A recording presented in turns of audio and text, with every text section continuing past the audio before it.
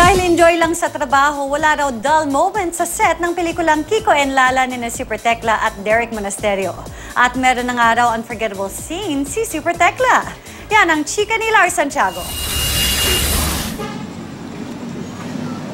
Wala muna ang pusod ni Super Tekla dahil binigyan siya ng bagong look para sa pelikulang Kiko and Lala na pinagbibidahan niya. Ito si Lala, ang character ni Lala dito sa kasi kambal kami.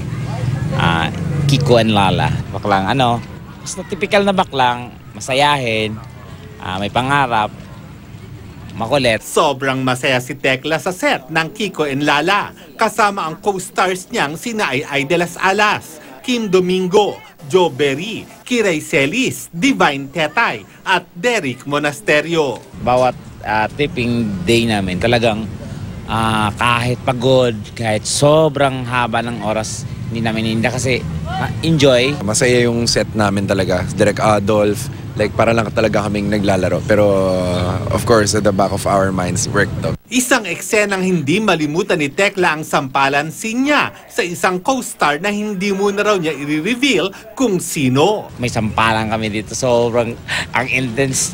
Ay sobra titular, parang pagka lumampi yung sampal sa'yo, parang nag-broken family. Excited naman si Tekla na ngayong summer ay makakasama niya ang 10-year-old daughter niyang si Ira. Siyempre, yung unika iha ko ay magbabakasyon. So, banding lang kami ng Holy Week siguro. Lalabas kami, ito nga, ayaw ko lang malayo kasi. So, dyan lang siguro somewhere na pwedeng biyahin lang ng saglit. Lahat ng pagtatrabaho ni Tekla para raw sa kanyang anak. Lahat ng prepare ko for her. Sa future niya, syempre, di ka naman forever sa showbiz. At least, bago lumaylay, may ilagay ko man lang siya sa maayos. Lars Santiago, updated sa showbiz happening.